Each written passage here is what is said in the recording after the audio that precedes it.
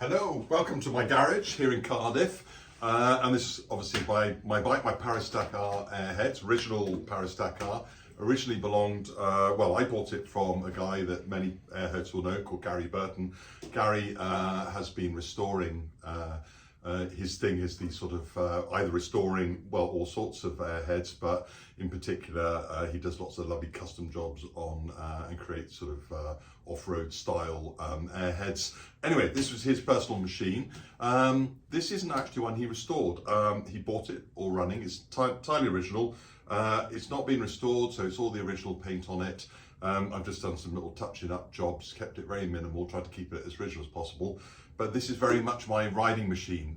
Some people said to me, oh, you shouldn't ride it so much, you should put it away in the garage. Well, not put it away, you know, you should use it as little as possible because it's worth a few quid. And honestly, I just thought, you know, and whilst we all like to have something that's worth a few quid, at the same time, I bought this bike not as an investment, but because it's something I'm going to ride. In fact, I suspect in 10 years' time, the prices on these, who knows, will start plummeting. But at the moment, everyone wants them. But everyone will be on to the next thing by then. However, I absolutely love this bike and I want to make it as reliable as I possibly can.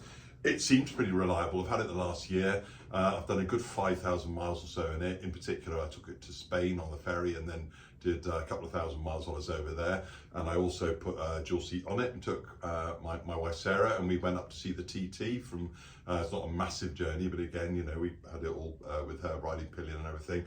And the bike has barely missed a beat in the whole of that time. However, I do worry a little bit about ignition and, you know, with old bean cans and things and how they can go wrong. And rightly or wrongly, I've decided to install the Wedgetail system. There's loads of people really rate it. And also I've gone a bit crazy and I bought the fancy Wedgetail, which has like the backup. So not only have you got what is hopefully already a really reliable electronic ignition, if anything dies on it, you can flick it over. It's got a new trigger. It's got a backup CPU and a backup trigger unit on it and a little switch. You'll see that in the videos as I put it in. But I think if you're installing the Wedgetail, it should be pretty much the same for any bike. And for anybody installing on a GS type bike, you'll probably find this video useful. Just to say, I am absolutely no mechanic. I'm just an enthusiast. I've watched the Wedgetail videos from the guy himself in Australia. They're fairly, they are comprehensive, I'll give it that, but there's quite a lot going on in them, and there's quite a lot of bits where he says, oh, I can't hold the camera and stuff. So I thought I would just, not wishing to take away from what he said, because basically I've used everything he said in this video, but I just wanted to make one, a sort of slightly idiot-proof version, because I am basically an idiot. So I've gone through it really carefully, and I'm going to guide you through. So the first things first, we'll be taking off the, take the seat off, the tank's got to come off, and before you do anything involving removing the front cover, the battery's got to be detached. That's the main thing to say. Anyway, I hope you enjoy the videos, that you find them useful. If you're already a really experienced mechanic, you're probably looking at this going, oh, Tim, you know, this is really obvious. But I hope I know there's a lot of other people like me who dabble and are reasonably good with our hands, but we would just like some really detailed explanation. So anyway, hope you enjoy. Thank you. So far, just pulled the tank off, disconnected the battery, which has got to be done before you take off the front panel.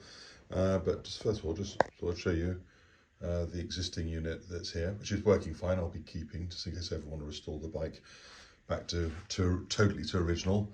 And you can see it's this unit's mounted here, bolted onto the frame.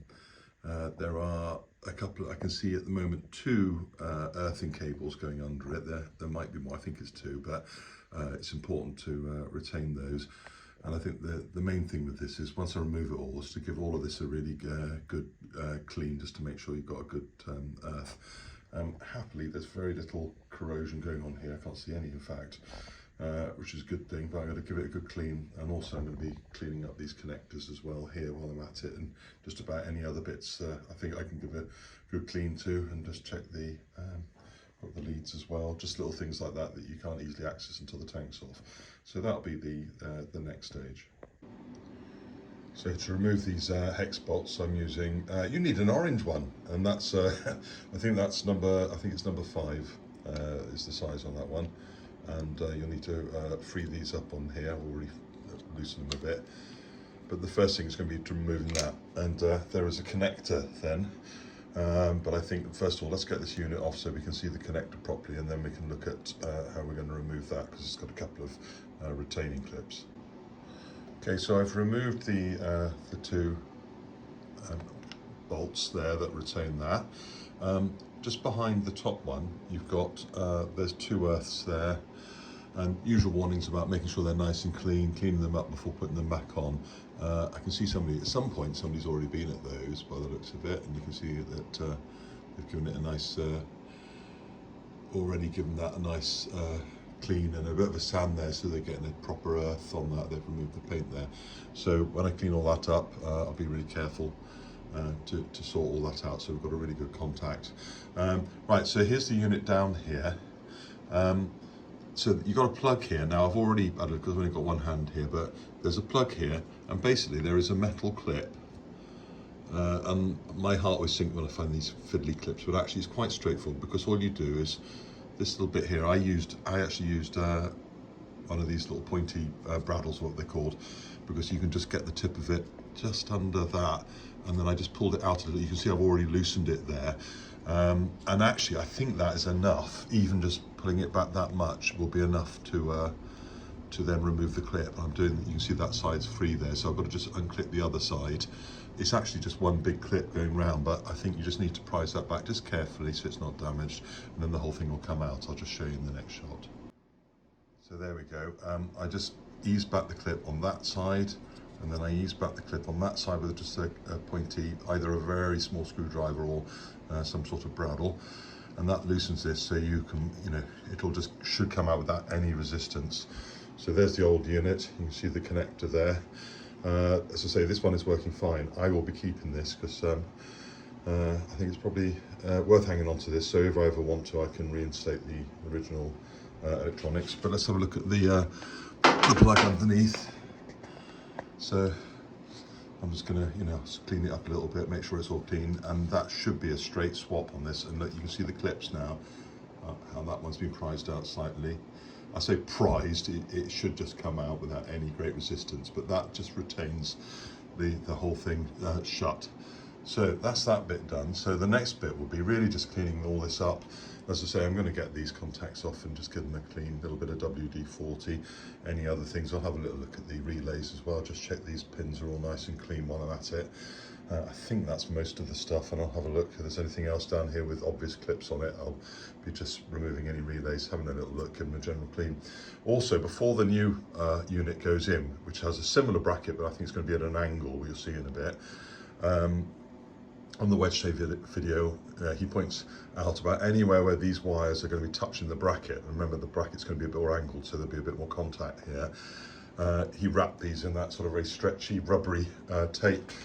I'm not certain I've got the right tape. I think I've got this stuff, which is quite, it's not just it's a sort of very stretchy tape. I'm going to see if that is right.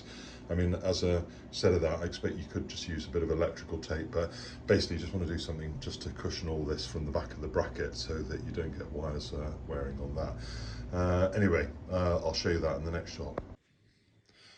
So I've removed the old unit, this is what we got here, and this was mounted side on. As you can see, it was in that position there. Here's the two earth leads underneath. There's the socket that I've unplugged. So that's the old unit.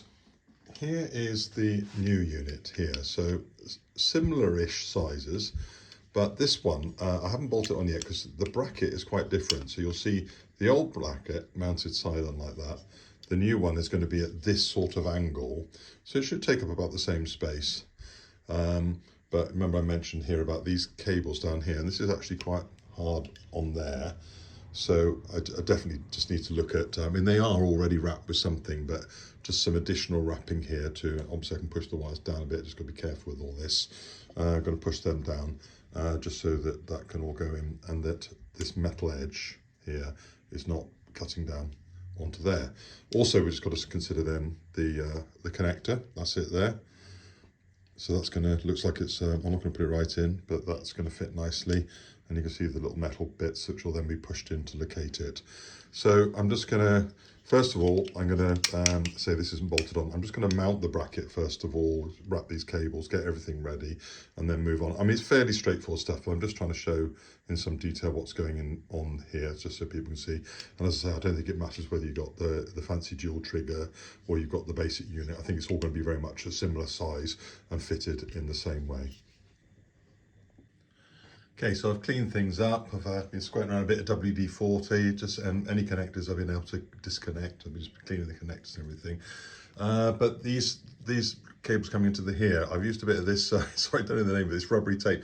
Basically, it's, you peel back the bit on it, and it doesn't seem very sticky at all, but it stretches and stretches, and when you stretch it right out, you can wrap it round, and it gives you a nice rubbery insulated surface there. So I think that's what Mr. Wedgetail, so I can't remember what his name is, was getting at about protecting that bit. So here's the bracket now, the new bracket.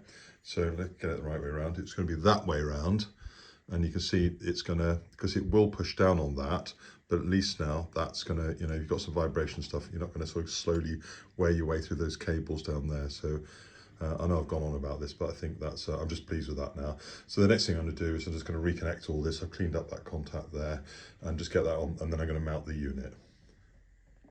There's the bracket and face, really snugged up to these two connectors that were behind there, reinstated. And the main little loom that comes under here that connects these three sockets here, that's all wrapped up, and I've pushed it back carefully.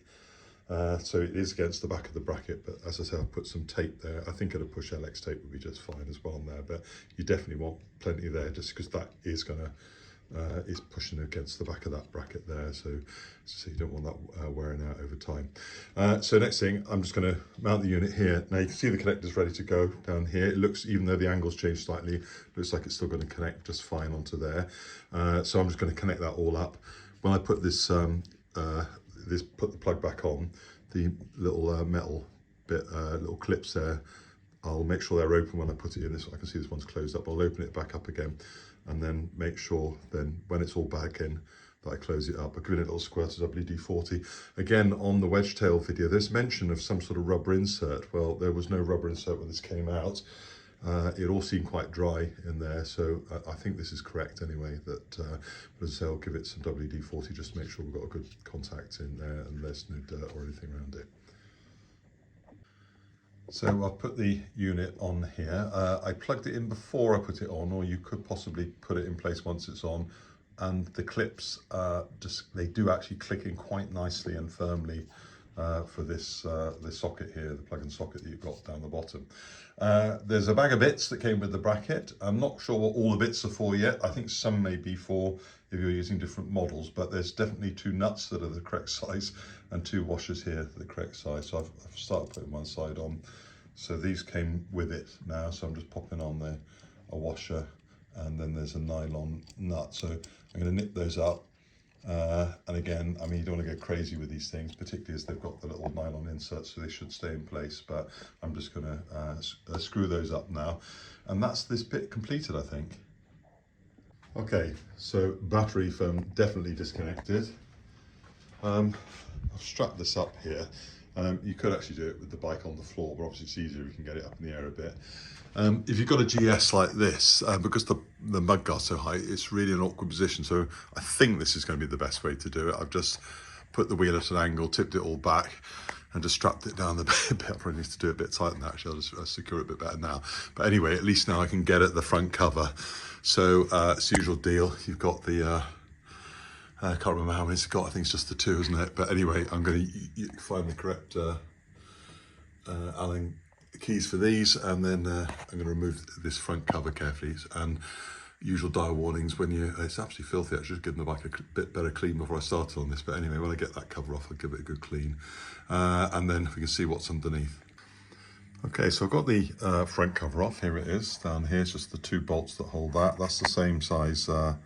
It's the number 5 that you use to undo that.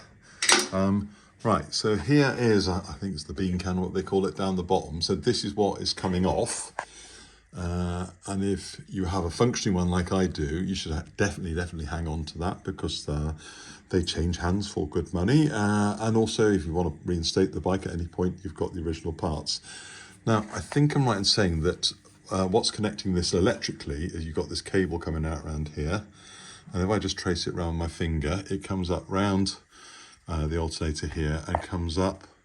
Now, it looks like it comes onto here, but it doesn't. It actually, if you follow the cable through, it goes right up to that that sort of orangey plug up there, which apparently starts out life as a different colour, apparently, as white or something even. I think that's going to be the fiddly bit, because I'm just feeling that there's no sort of slack on that. I'm going to need to unclip that. So I think what I'm going to do first of all is just carefully disconnect the bean can down here just to free up the cable. And as I say, I'm going to use the next size down. I think it's the size, it's the 4 now for this one. Fits in these here. I'll give them a little spray of WD-40, so hopefully they just come out easily. Yeah, so as I say, I'm going to get that free, and then I'm going to go around the other side, and I'm going to have a look at this clip. I can't show it very well. There it is, you see it properly now. And that has to unclip and then the replacement unit, the Wedgetail unit that's going in, has a clip like that, which is going to plug up into there. And then you have to carefully run the cable around. And also, I'll mention it now, that cable, when you can see the cable that's here now, that comes here, is inside of this housing. So not the outer housing, it's got to run inside here, and it's got to be tucked away out of the way, because otherwise they can get nipped when you put the front cover back on. So that's very important, because I think this bit all clamps down tight there, so it's got to run in that groove. Anyway, I think you know how to remove this bit, so I'm just going to do that, take it off, and then we'll have a look at the clip, at the socket. Okay, so the bean can is off here. I just simply unbolted. You have 2 bolts like this. I think there are replacement ones with the kit. There's something there that looks like it's going to replace that. But note these have got like well, on here, you've got a larger washer and then a smaller washer on top. And then that was just screwed through the bean can and into these here. So I'm going to hang on to those, but as I say, I think I've got replacements. So this is the back of this unit. Now, I have seen some things suggesting you've got to mark your position and everything. However, on Mr. Wedgetail's video, he did all that later, and he actually rotates this and gets this into the right position. So I hope I've done this right. We shall find out. But you can see there's a cutout bit that fits on there. So here's this unit. At the moment, I'm being careful with it. I've just put it there on the, resting it on the bars, because I've got to now unclip it from over here, and then that is removed. Oh, the other thing to say, there's quite a bit of shit and debris, I suppose, because down the bottom of the cover, you've got these vents here, so you do get quite a bit of build up. So I carefully removed all that crap from there and wiped it out, being careful not to chuck it back into the engine, because some of it is a bit almost muddy and gritty, and I think what it is, as I say, it's stuff that's actually got in over the years there. But anyway, I've cleaned that all up and it feels right now. And I've had a little wipe around, just got it all really clean.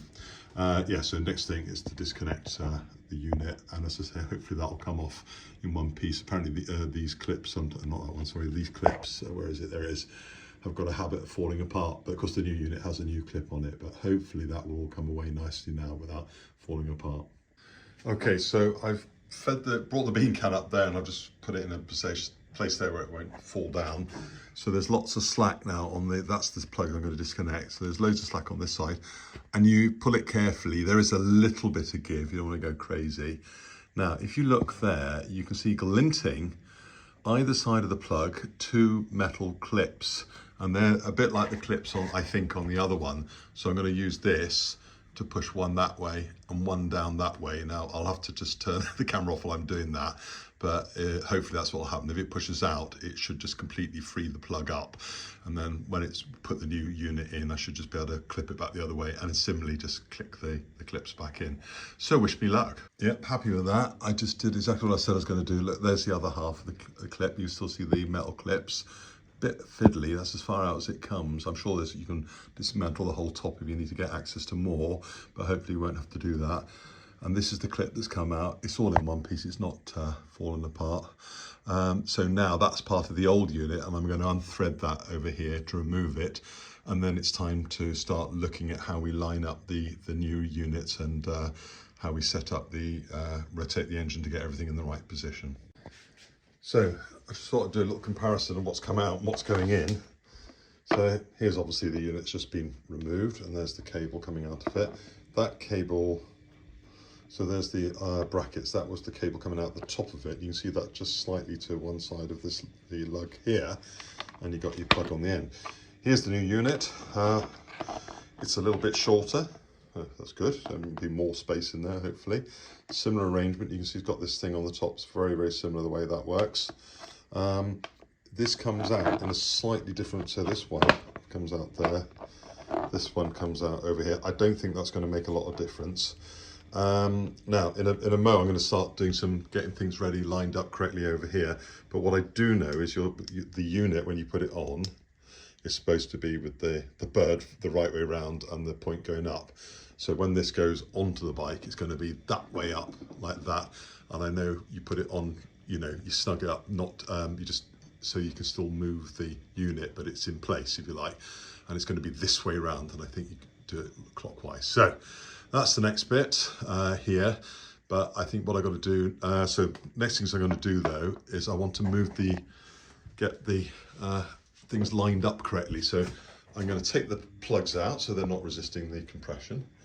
I'll take the little plug out, and I think at some point we're going to need to line that up on the sparking point. But anyway, I'll wing that as we go. But I know I definitely need to take these out so I can rotate it. And I think then what I'm supposed to do is actually put the Allen key in the center here, making sure the battery's disconnected, because that would be a nightmare if you were accidentally to touch the starter when that's with that Allen key in it, whiz round. But anyway, that's how I can then rotate this down here and get it into the position that Mr. Wedgetail is suggesting it needs to be. Okay, now I've just checked on the Wedgetail video again, and the guy says at this stage you don't need to worry about the timing. So let's hope he's right there. So what you've got to do is remove your plugs and just rest them on the cylinder. If you're wondering why my plugs are so small, it's because I've got these, what they're called now. I've got these little inserts that give you different, plus jet, that's what they're called. But anyway, so I have a smaller plug. But anyway, that's neither here nor there. It's mainly to release the compression so you can turn the engine over easily. But when you come to test it all at the end, it also means you can check whether it's sparking. And of course, it needs to be lying on the side so you don't cause any damage. Right, so here is the Wedgetail itself. Now, look, the bird is upright with the pointy bit going up. So obviously you can see if you'd like that, that's the wrong way around. So that's the right way around. So I'm going to flip it around so we can see what's on the other side. Here's the two lugs that are going to go either side when it's installed there, okay? If you have a look at this, it's asymmetric. So I think this is in the right position now. Can you see that these lugs, or what you want to call them, are just below, they're parallel, it's running across parallel, and they're just below the center line. And we're going to want to have the same on here. And what we do is you insert a number, I think it's the number 6 Allen key here, so this is bigger than the ones we've been using, and that just goes to the front. As I say, make sure you've got no power on at this point or anywhere near your starter motor. When you can use this to rotate, you'll see it turning there. Now what we're trying to do is get that line, so it's, I've got to put a bit of light in there. We're trying to get that line, looking at the picture of the one he did, the 247 should be underneath, not over the top, and I think that will mean it's offset in the correct way when we do that. So I'm just going to turn it around now, try and get it to that position. In fact, I should better do that with the camera going, hopefully. So I'm just going to carefully, let's put that there so we can see something. Now this is slightly in the way, but what I'm doing is I'm just rotating. It's not hard to rotate as long as you've got the plugs. Watch what you're doing on the front, because it'll keep catching on everything as you rotate. And I think it turns quite slowly. I think they're saying you have to rotate this twice to turn the camshaft over once. But anyway, you basically keep turning until you get to where you want to go. Oh, we can hear the compression going there. Working away. I'm almost there. Almost there. And I think that's about right. And I think that looks right, because you can clearly see that line is below the center point now. I don't know if you can tell from this position, but I think I need to do it just a tiny bit more, nothing much. Go for that. And that's now running parallel. So the theory is now that this will just go into there. He was talking about using a little bit of grease, but obviously something that's suitable to use on an engine and rubber, but or I suspect, and I may be totally wrong, but even a little squirt of WD-40, just something just to help that slip in and locate.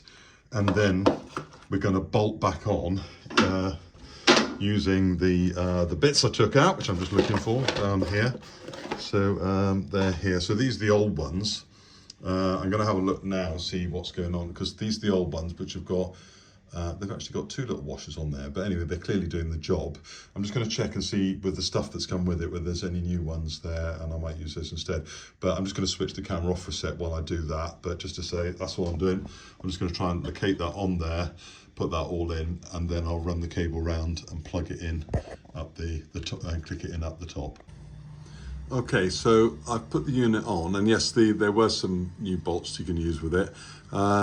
So I've made them up with a couple of washers on there, just so, because there was 2 washers in the one I took off, although in theory, I mean, 1 washer might be enough on there, but anyway, it's in place. Now the idea here is I've just put it on loose, but you want it so you can turn the unit like that, but you don't want it wobbling about. And so for instance now, even though I can move it smoothly, I can feel, you know, I've got movement. Hang on, I'm just going to do the other, see what's going on the other side, make sure that one's right. I think that's fine as well. Yeah, that's fine as well. And what I'm going to do now is rotate it entirely clockwise, so it's right at the clockwise point. So I think before I do anything else now, I've just got to connect this up.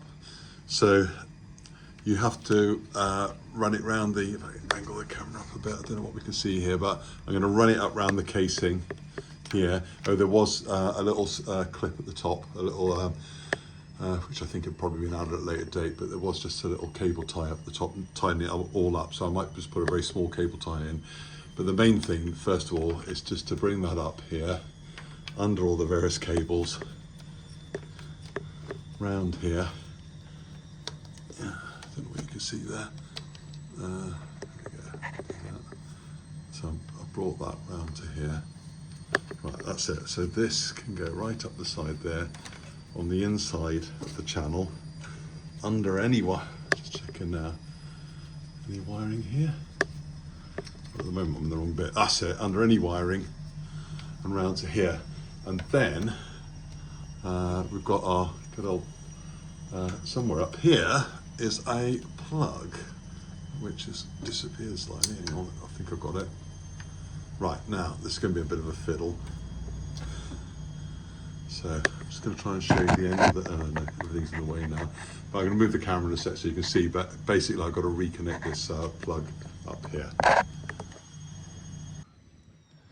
So here we are, I've just got the light in place and everything. There is the end of the plug, and you'll see that there's 1 at the top and 2 at the bottom to connect in, so that's the way around it needs to go. And if you then look at the plug that's going to go into it, which is here, there we go, so I've got to get it the other way around, so I've got the 2 there, and I should be able to reconnect that now. So anyway, I'm going to plug that in and then just push the little metal clips in on the end. There we go, we can see now. So there's the 2 there, you've got 2 over there, 1 there, so it's going to go around that way, like that. And then I'm just going to turn the camera off a sec. I think I might just need to put, you can see the little metal clips shining just there and there. I think they might have pushed in a bit, so I'm just going to push them out ever so slightly just so to make it easy, and then click them back into place. Okay, so a bit of a tussle with this plug, because I was trying to clip it in really hard to push it in. Just couldn't quite get it to go, and then the metal clips start coming off. So in the end, I just pulled the top cover and pulled the old plug through, sorted the clip out. There's actually a bit of slack on this, so I was able to pass it all the way up to here, clip it, you know, and see what I was doing properly, and then just pull it back through. You may not need to do that, but if you get into the same situation I had where the clip was just playing about and I was worried I was just going to lose the clip somewhere, it's all properly clipped up now. Although I think if I could have just got a good push on it, it probably would have just clicked in itself, because I think you only actually need to release the tabs when you're taking the connector out. Anyway, it's done now, so obviously I'll just put that back on. Usual problem, I had to take the top of the air box, the filter out to get that bit off, but it only took 5-10 minutes to do that. That is all connected up now, so I'm just going to tidy up the cables a bit, like it is. So here now, the way he suggested it is that it loops around on the other side. I'm just going to get around and show you how it should look. So here's the wedge tail. Let's zoom out a bit. And here's the cable, and the important thing here is it must run in, you see this channel here, you mustn't get it on the outside of there, so it needs to be tucked in down there, and then it comes in over here and over the top. And again, I can see there's a bit of cover here that you could get caught on, so I'm going to have a good fiddle around with this now and get it all nice and neat, so it's all lying flat within the case and nothing's going to get nipped. And that is all in. Remember, this now should still be free to turn as we move on to the next stage, which is the actually trying to sort the timing out. Okay, so now we're going to try and set up the timing on this. I haven't connected the battery just yet.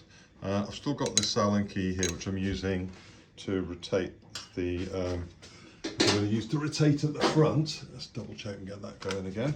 And that means that I can slowly rotate the engine, because I've got the plugs out, until I get the S mark in the window. Now it's always fiddly because you never quite know what angle you're supposed to look at the thing from. So I've tried to set this up so we can all see what's going on here. So there's the little hole. I'm looking at it hopefully at the right angle here. I can get a bit of extra light in it, hopefully, if I put the light there. Oh, there we go. And well, let's see what we can see. So I'm going to slowly rotate the engine. Nothing happening at the moment, hang on. Right, there we go. And I'm looking for the S mark. This might work. I'm just moving the key, it's going to keep snarling on things.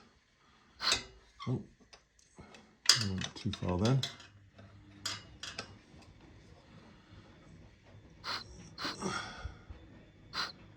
Oh, that's something there. That's a Z mark. I don't know if you can see that. And then, oh, what did I miss then? That is an S mark. Now, you may not be able to see that very clearly. You can, if I move it there, it clearly says S. I hope that's correct. And that's right in the middle of the window now, so I hope I've done the right thing.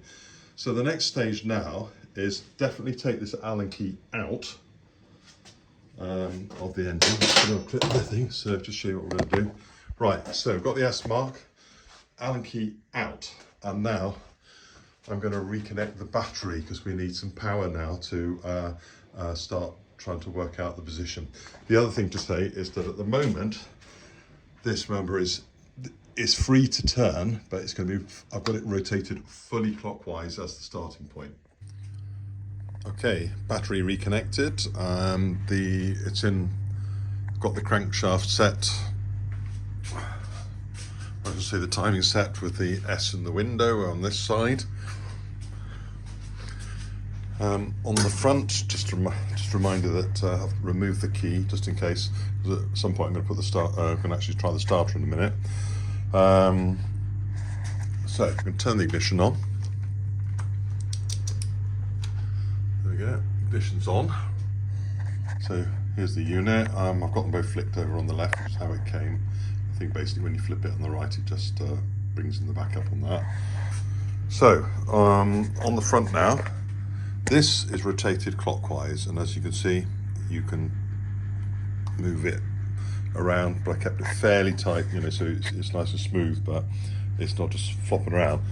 Right, now I'm rotating this anti-clockwise now slowly until the trigger light comes on, hopefully.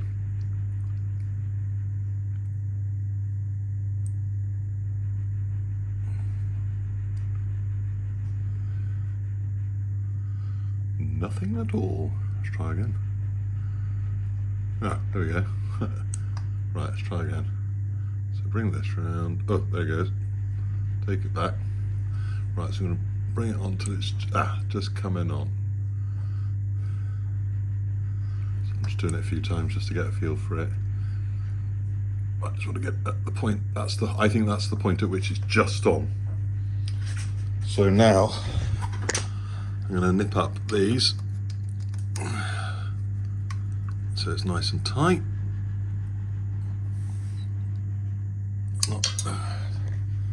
Still on. Doing the same on the other side here.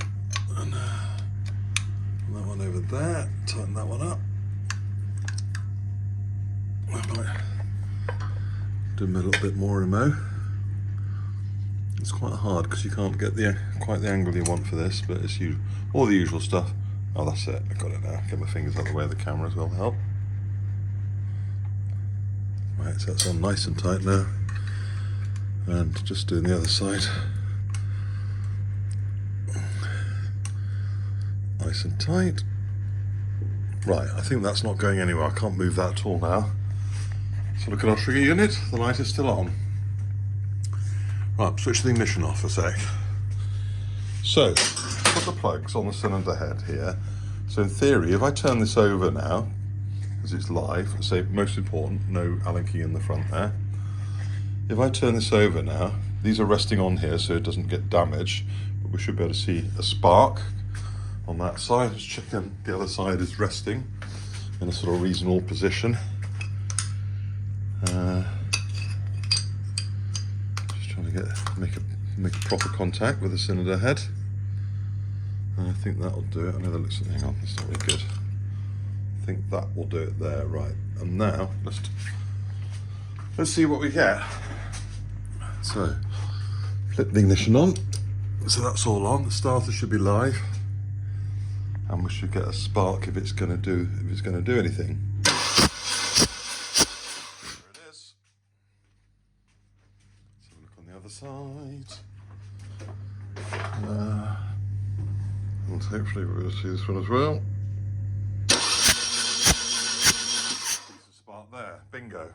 So, right, I'm going to reassemble. I'm going to disconnect the battery again, put the front cover on, put the plugs back in, put the tank on, reconnect the fuel lines, and then hopefully it will work.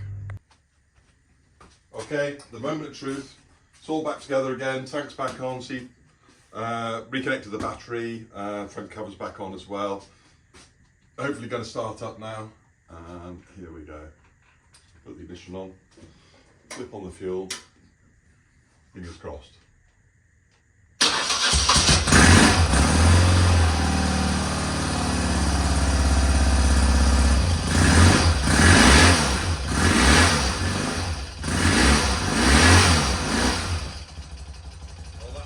Lovely and eager, so big thumbs up there.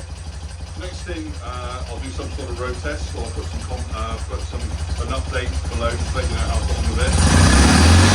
But that sounds absolutely perfect, isn't it? It's exactly how an Airhead should sound. Very eager, ready to go. Lovely stuff.